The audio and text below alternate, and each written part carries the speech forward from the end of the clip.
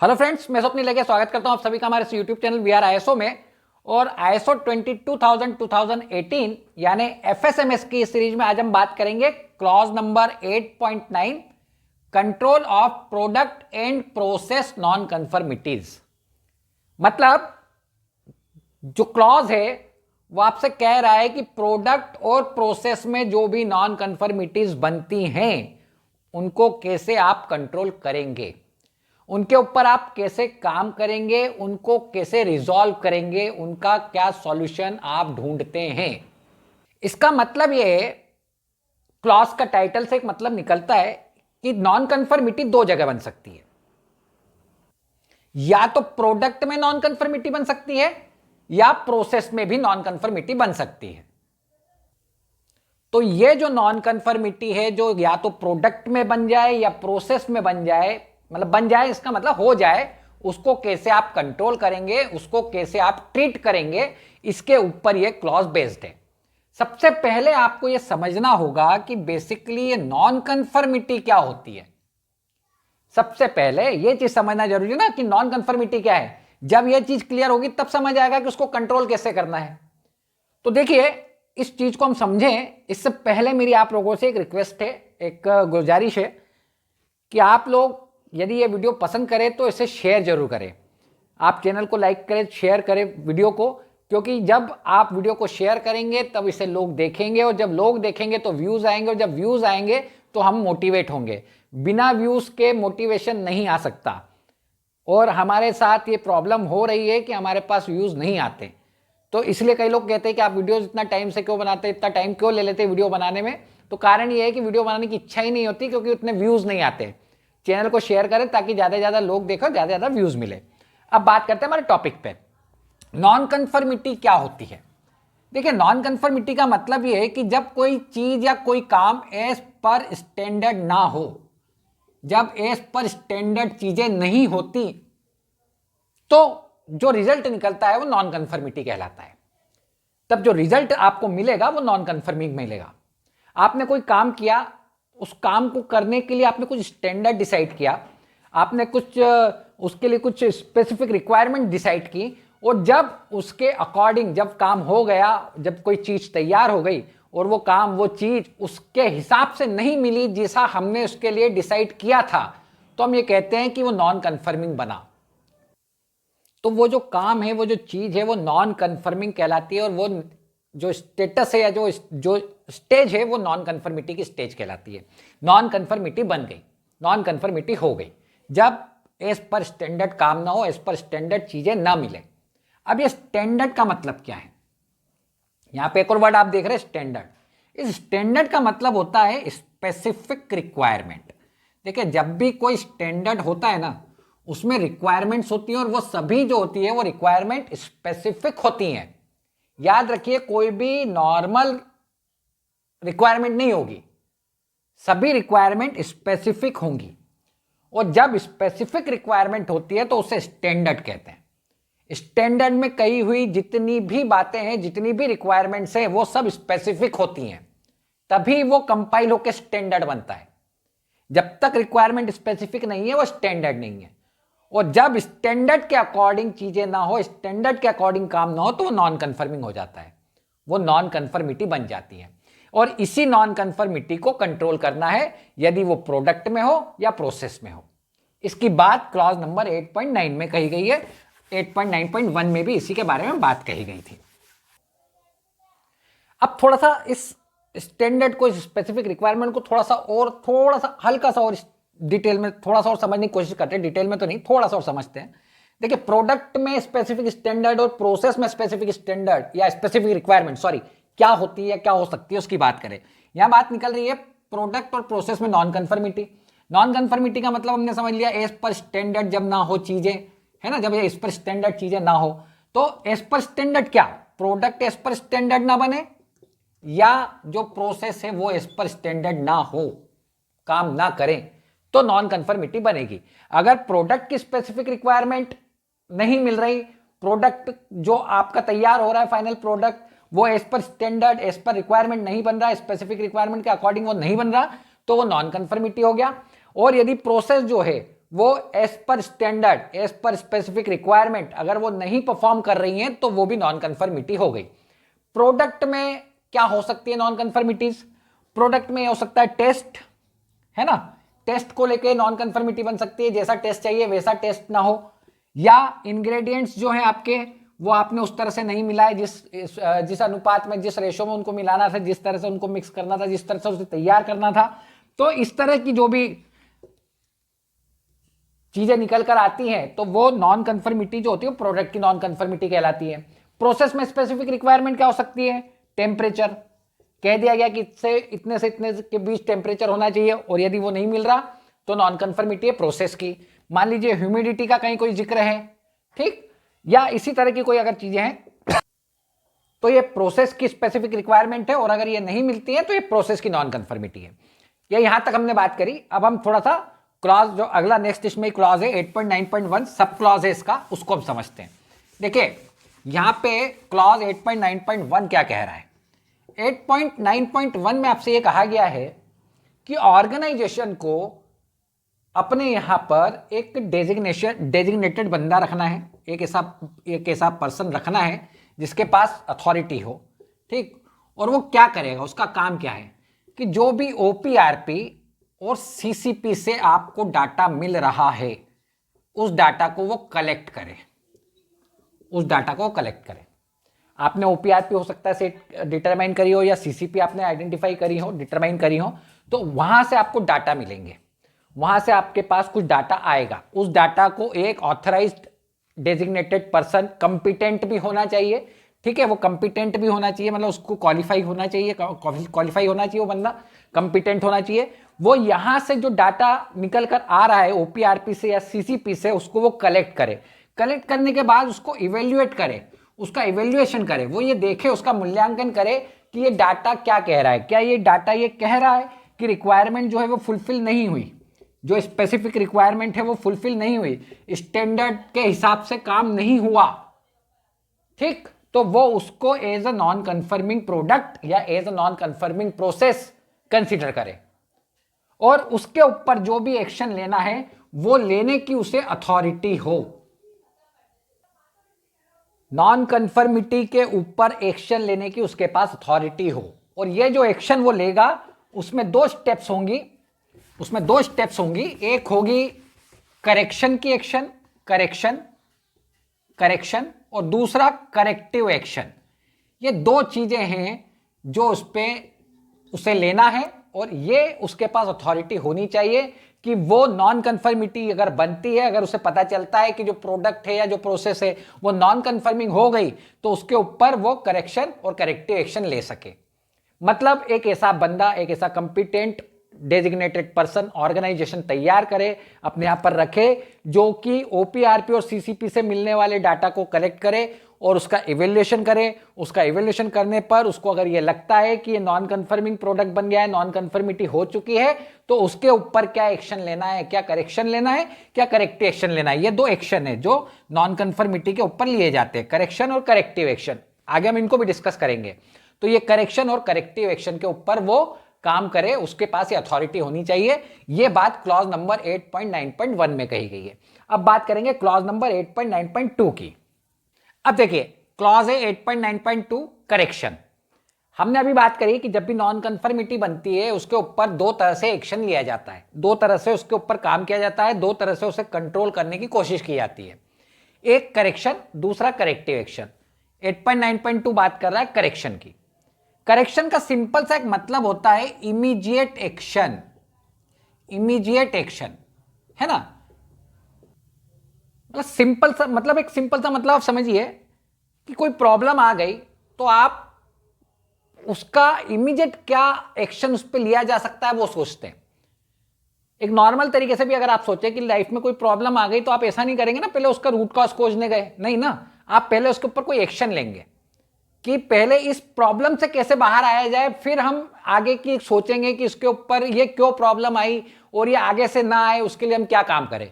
लेकिन फिलहाल उस प्रॉब्लम से हम बाहर कैसे निकले, सबसे पहला फोकस जो आपका होता है वो इस चीज पे होता है। और इसी तरह की जो एक्शन होती है उसको करेक्शन कहते हैं। इमीडिएट एक्शन, तत्काल प्रभाव से जो कार्रवाई की जाती है उसको करेक्शन कहते हैं।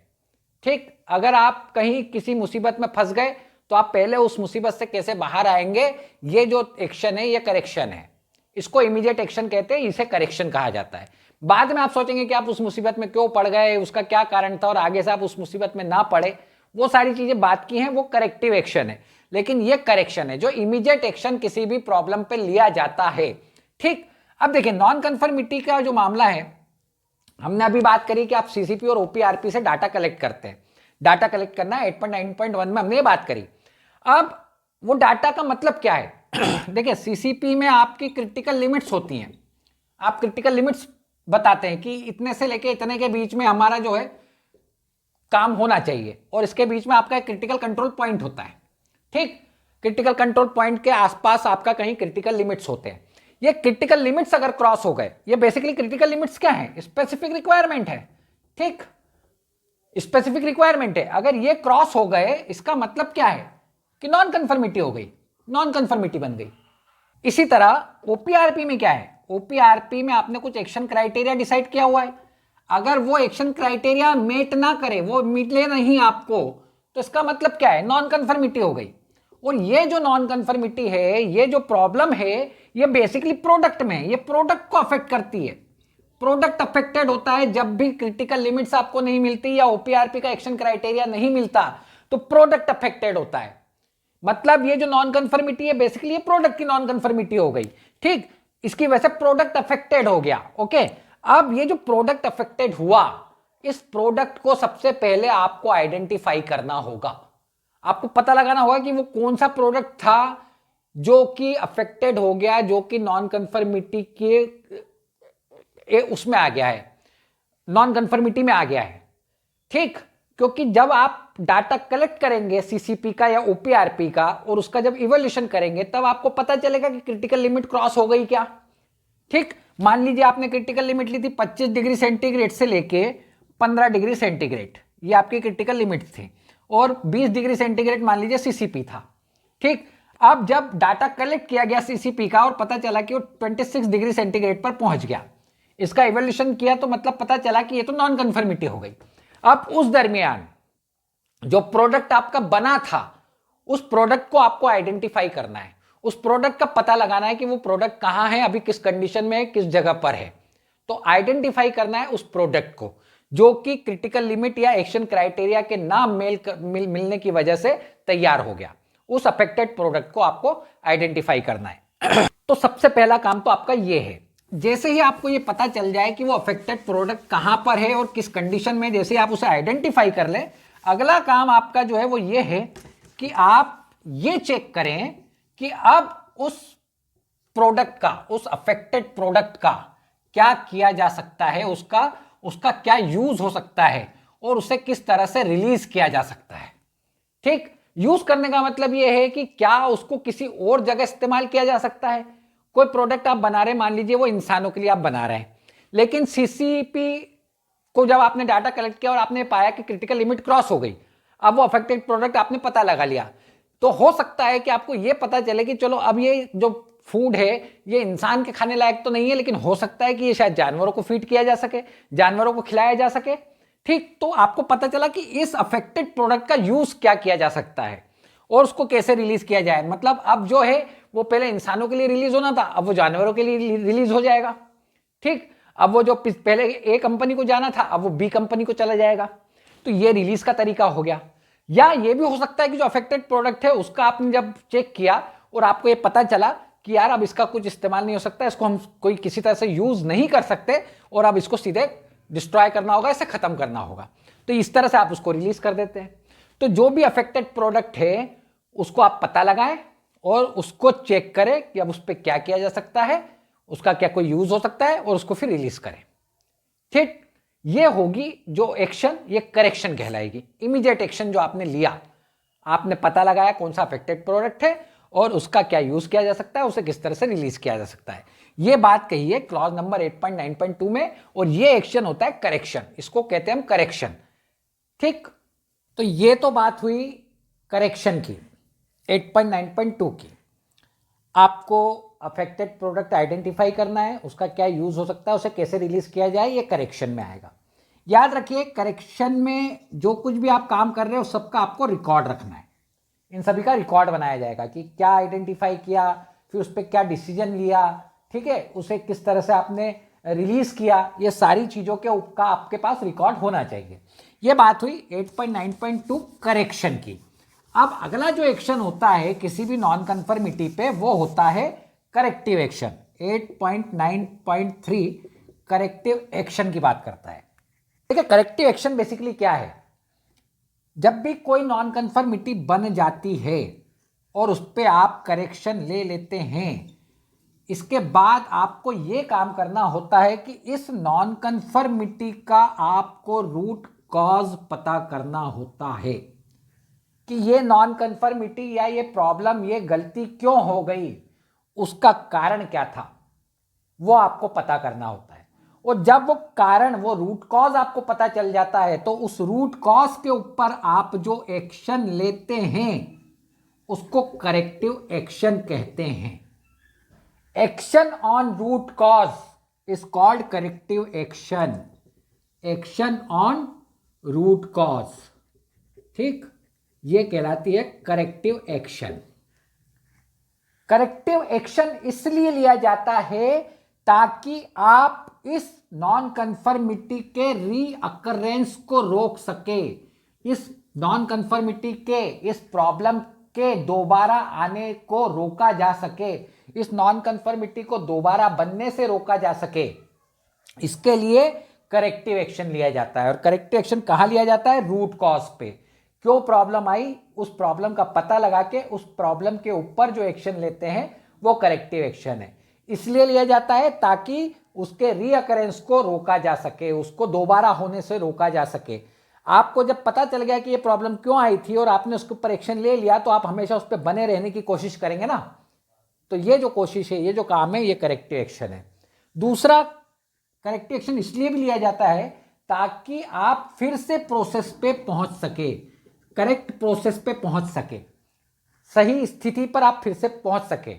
ठीक, जो गलती हुई है उसको सुधार के आप फिर से एक सही जगह पर, सही प्रोसेस पर, सही पॉइंट पर पहुंच सके, इसलिए करेक्टिव एक्शन लिया जाता है।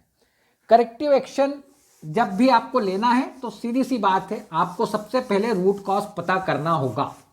रूट कॉज आपको पता चलेगा, उसके बाद ही आप करेक्टिव एक्शन ले पाएंगे। ठीक, और ये रूट कॉज या ये करेक्टिव एक्शन आप कहां कहां ले सकते हैं और कहां कहां लेते हैं?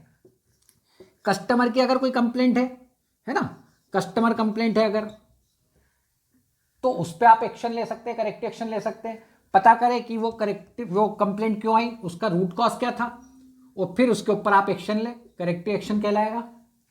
कंज्यूमर की कोई कंप्लेंट आती है, उस पर भी आप सेम चीज फॉलो कर सकते हैं। कोई लीगल कंप्लेंट है, कोई रेगुलेटरी प्रॉब्लम आई है, तो उस पर भी ये काम हो सकता है। आप जो डाटा मॉनिटर कर रहे हैं, जो हमने सीसीपी और ओपीआरपी की बात करी, वो जब मॉनिटरिंग कर रहे हैं आप, उस मॉनिटरिंग की वजह से जो कुछ भी आपके पास डाटा आ रहा है और वहां पता चलता है कि नॉन कन्फर्मिटी है, तो उसका रूट कॉज पता करें, उसके ऊपर करेक्टिव एक्शन लें। ठीक, इस तरह से ये वो एरियाज है जहां से आपको प्रॉब्लम्स पता चलती है, नॉन कन्फर्मिटी पता चलती है, और उन नॉन कन्फर्मिटी पे रूट कॉज पता करो, उसके ऊपर करेक्टिव एक्शन लो। ये बात इस क्लॉज 8.9.3 में कही गई है।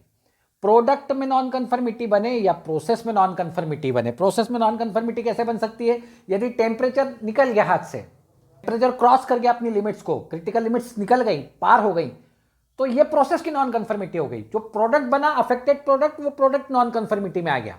ठीक, लेकिन प्रोसेस नॉन कन्फर्मिटी भी तो हो गई ना। टेम्परेचर क्रॉस कर गया, टेम्परेचर निकल गया हाथ से, क्रिटिकल लिमिट को क्रॉस कर गया, तो वो प्रोसेस की नॉन कन्फर्मिटी हो गई। उस केस में आपको उसका रूट कॉज पता करना है कि ऐसा क्यों हो गया, और फिर उस पर करेक्टिव एक्शन लेना है। ये है करेक्टिव एक्शन। ये बात इस क्लॉज में 8.9.3 में कही गई है। इसके बाद जो अगला क्लॉज है उसको हम हमारे अगले वीडियो में डिस्कस करेंगे। आज के लिए हमारा वीडियो यहीं तक है। वीडियो को शेयर करें, प्लीज शेयर करें, व्यूज बढ़े, ताकि इससे ज्यादा मैं कुछ नहीं कहूंगा। अगले वीडियो में आपसे दोबारा मुलाकात होगी, तब तक के लिए थैंक यू वेरी मच।